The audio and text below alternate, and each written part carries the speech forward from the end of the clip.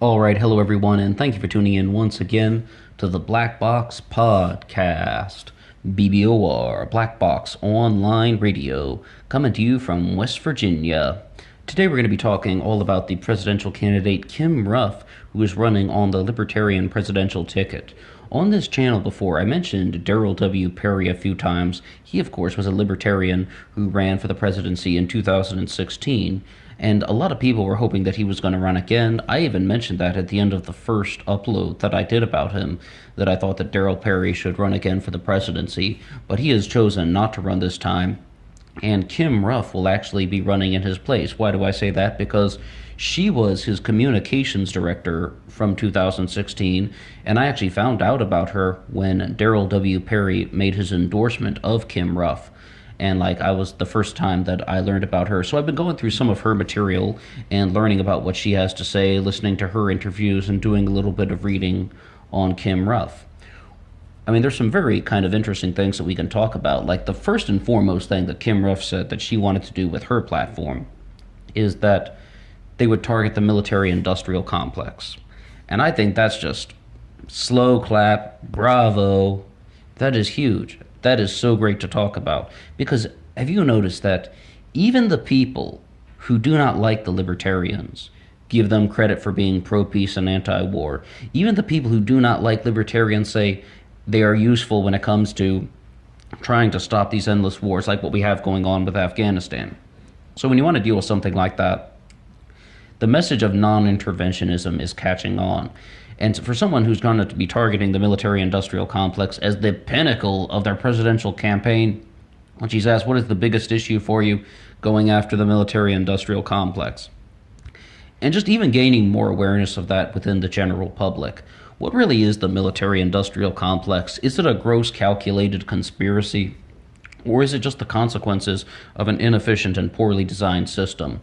Well, what we can say is Congress definitely needs money in their coffers, and they need a flow of money to the defense contractors. That seems to happen. That certainly is something that is very real. And if you at least want to identify that that is a problem and try and think of ways that we can solve it, that's a good thing. And it's good that we're going to be having more people talk about that. So it's good there's at least some awareness that is built up about this stuff. But when you want to actually expand the platform a little bit more, Kim Ruff has also talked about an audit of the Attorney General's office. I mean, that's another very, very interesting idea that we need to probably have more conversations about here in America.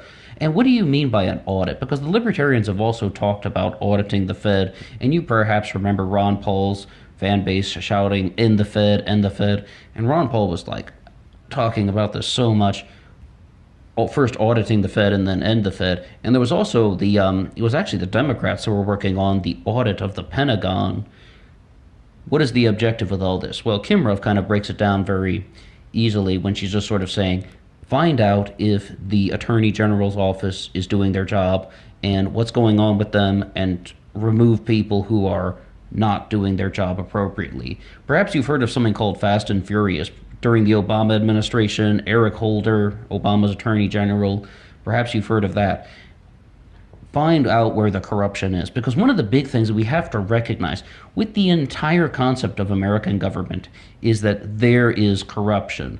Yeah, of course there's corruption going on in other countries, but one of the things that we have here in America is that they find ways to hide corruption.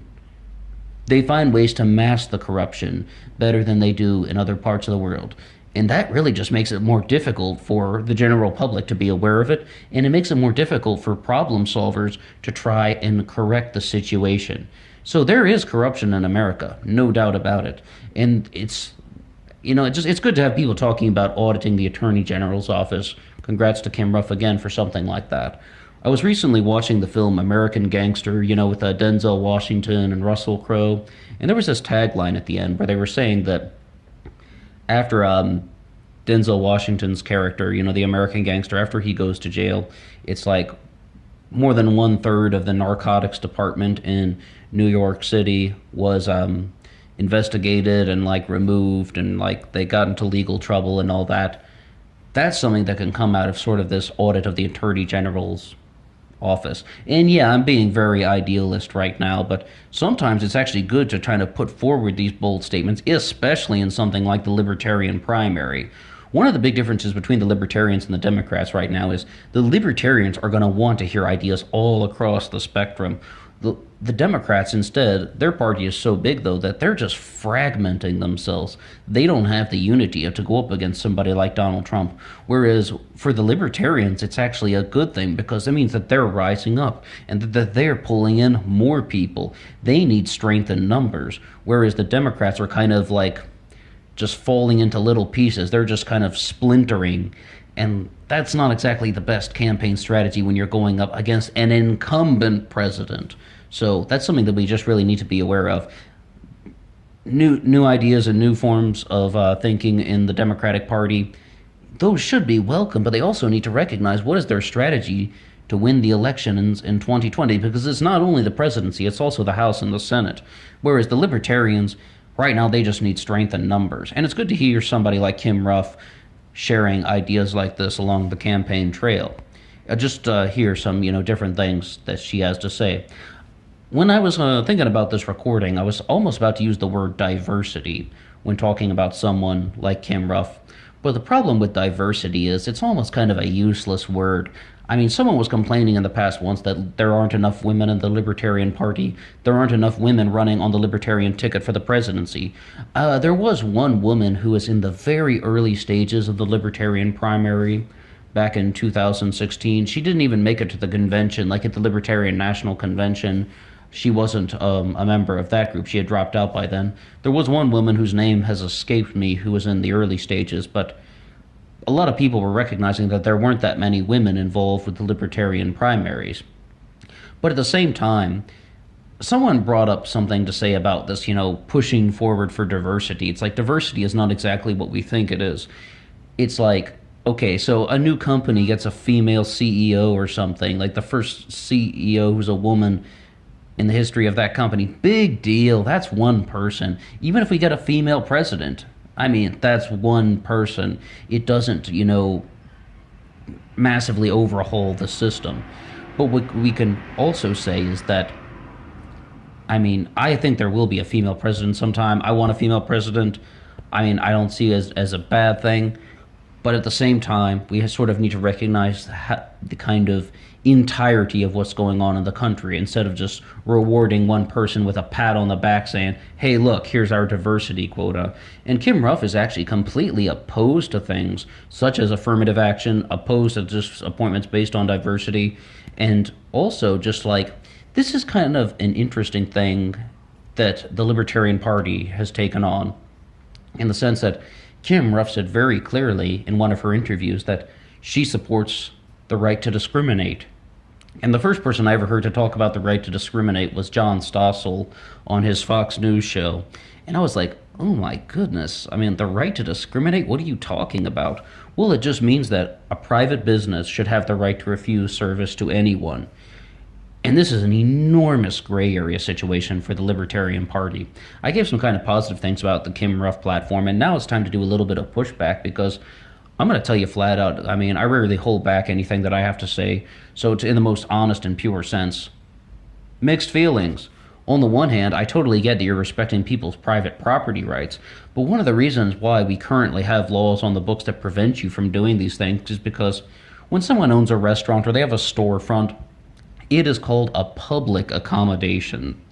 And it's like, yes, it's private property, but private property that interacts with the general public is subject to a different set of laws. Of course, somebody like Kim Ruff or John Stossel as well, they want to repeal those laws. But it's like, I just have mixed feelings about that. I think that could be a lot more catastrophic than they are really leading on, where they're kind of breaking it down in the sense that if someone is refusing service to people, like say, for example, they say, we don't want blacks, Asians, Hispanics, we don't want Muslims and Jews and Hindus attending here and coming to our business, we want to ban them all. Well, that business is going to go under. They are going out of business. No one's going to be going there because they're bigoted. I mean, Daryl Perry said this well in 2016. He's like, I want to know exactly who these people are who are running there, and I'm not going to any bigoted businesses, and they're just going to go under. I'm not necessarily sure if that's going to happen. I think that that is kind of, well, the fact of the matter is, in all parts of the country, I don't think that that's necessarily the case. I mean, I don't necessarily subscribe to that Thomas Smith school of thought that freedom allows the white male to dominate. No, absolutely not. I'm not going down that road. I just don't believe that that's entirely true, that if someone is discriminating, that people are going to boycott that business and rise up against that business, and that business is going to go under just because we learned that they are discriminating against certain groups of people. In some parts of the country, yes, and in other parts of the country, it's kind of unlikely that that would happen. Kim Ruff also has some interesting things to say about the United States border. I mean, she's very pro-property rights, and on the one hand, that's a very good thing. But about the United States border, what do we do with Donald Trump and his border wall? What do we do with build the wall? Well, here's one thing. They're just like, it should just be left up to the citizens. Like, you privatize everything. Privatizing a land, like, if you were to cut the government out of the equation, then people could decide if they want to build a border wall on their own property. Then you wouldn't be dealing with things like the Bureau of Land Management. You wouldn't be dealing with things like any sort of eminent domain, the seizure of public property. And I do agree that the seizure of public property through eminent domain is pretty lousy. I mean, that's bad. But can you actually implement this to something where you're just going to have only private land along the United States-Mexico border, and then the citizens can decide whether or not they want to build a wall there on their own private land? I'm not necessarily sure that's true. Why? Well, they can't even build a wall across the United States border now with the government's decision. I mean, why would, private citizens be allowed to do that? Because of things like international agreements, because of the things like the treaties with the Rio Grande River. I mean, it's not necessarily as cut and dry as they're trying to make it out to be. So that's kind of a little bit of pushback that I would say about some of Kim Ruff's statements. However, though, I do kind of give her some credit for encouraging people to join the Republican Party, in the sense that, did I say the Republican Party? No. Libertarian Party. I do give her some credit for trying to encourage people to join the Libertarian Party because of the statements that she's making regarding how you can kind of rise in the ranks. It's very easy to become a political director with the Libertarian Party. Once again, they need people. They need strength in numbers.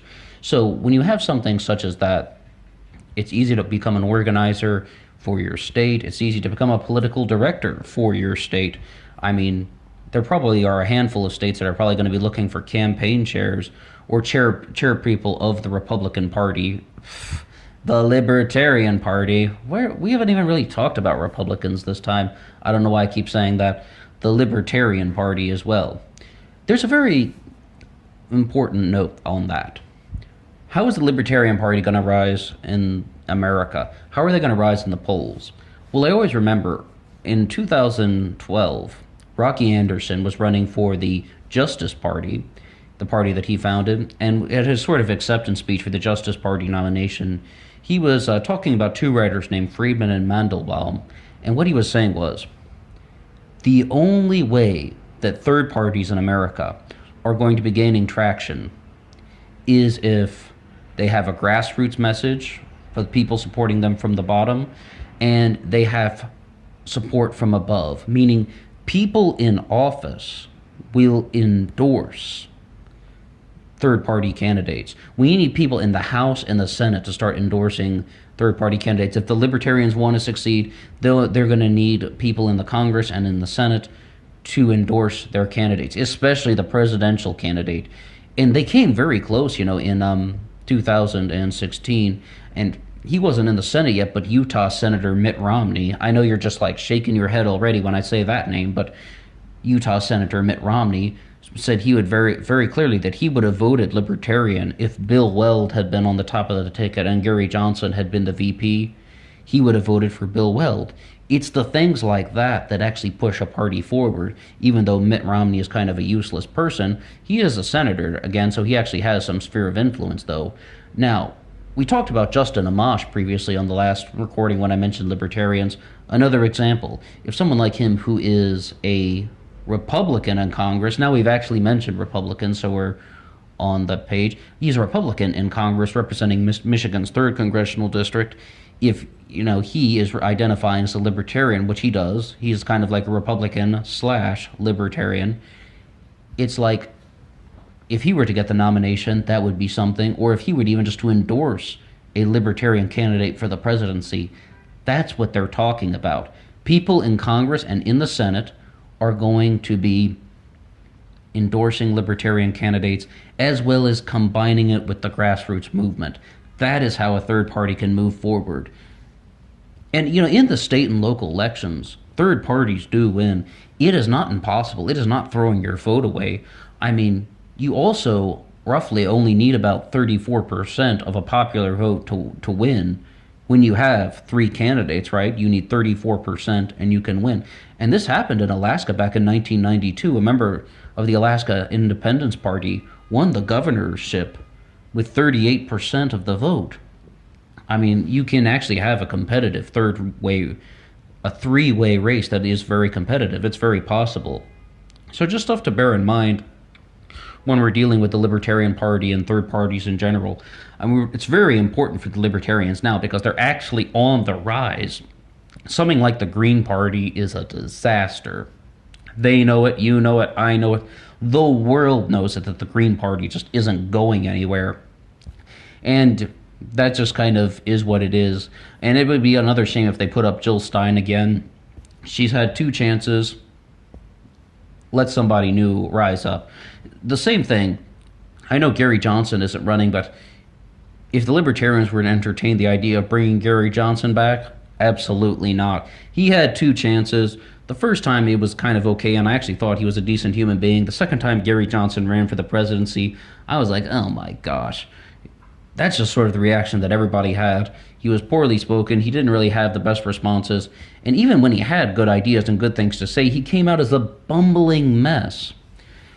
But when we're going to be looking at somebody like Kim Ruff, overall, I mean, like I said, when she wants to deal with things like going after some of the biggest problems in the world, that like the military-industrial complex, which has affected everything from Yemen, like that horrendous disaster in Yemen, as well as things like Syria, tying it into possibly even the situation in Venezuela, if it gets to that point, if we're just recognizing just the entire scope of American foreign policy and how destructive it can be, it's good to have presidential candidates that are going to be talking about that stuff. And when you want to talk about auditing the Attorney General's office to kind of find out what's really going on there, yes, absolutely. Well, the things about Kim Ruff that I kind of have questions about, and that I'm just sort of questioning in the sense that I'm not really sure it's the best plan forward, is the absolute privatization of everything. It's almost like I see where you're coming from, but at the same time, that could be much more problematic than a lot of libertarians are really anticipating. Kim Ruff does kind of self-identify as an anarchist, and we mentioned the anarcho-capitalists on the previous libertarian recording, and I said that, yeah, okay, anarcho-capitalism, that's a wing of the Libertarian Party. What about the libertarian secessionists, And that's one of the things that kind of attracted me to Darrell W. Perry's campaign back in 2015. When you talk about libertarian secessionism, it's once again, it doesn't have to be necessarily the same as anarchism, where it's just like a person puts a very large fence around their own property and they say, I have seceded from all nations, I have seceded from all states, I have seceded from all borders other than this own fence that I put around the property which I purchased with my own money. That's a little bit more feasible than having, a society that's going to be completely run by anarchy. Or just to say that your plan for national security is, well, I want everyone to buy land on the Mexico border and they will solve it.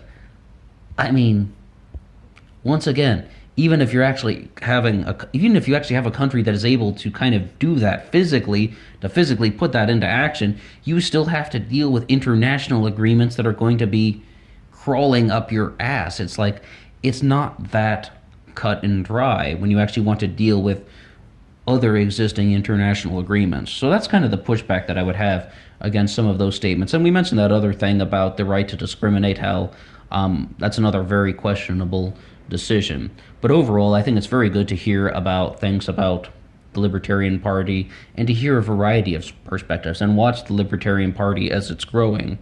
And then one of the reasons why I mentioned Daryl W. Perry so much on this campaign, on these recordings, I mentioned his campaign on these recordings is because I thought that this kind of Daryl Perry, Kim Ruff school of thought was very interesting.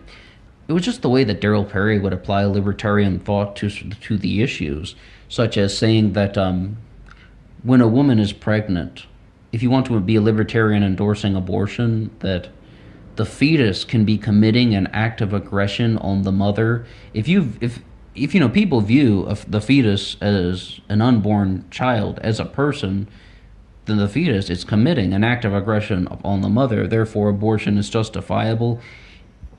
But whether you agree or disagree with that statement, it is an interesting perspective all the same. And it's things like that that sort of pulled me into his campaign, and I wanted to learn more and I wanted to hear more. And after the Libertarian National Convention in 2016, he was really the first candidate when I was like, wow, I really want to hear more about what this guy has to say. Also, I mean, like what Daryl Perry said about nuclear weapons can't be detonated without causing an act of aggression on somebody, therefore we shouldn't have them. I mean, I think statements like that from like almost a philosophical level are very good to hear. And I'm looking forward to listening to more of what Kim Ruff has to say. Once again, she was his communications director back in 2016. I really want to just learn more about the Libertarian candidates. I'm quite curious who their nominee is going to be. And a lot of people are thinking that Bill Weld, who is now running as a Republican, we mentioned Republicans then correctly this time.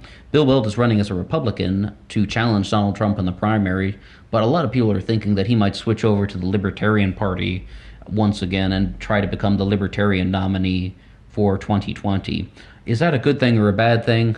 Bill Weld has a certain amount of name recognition, but at the same time, he has had way too much of an establishment career. I mean, he's very pro Friedrich von Hayek, which is going to be appealing to a lot of libertarians.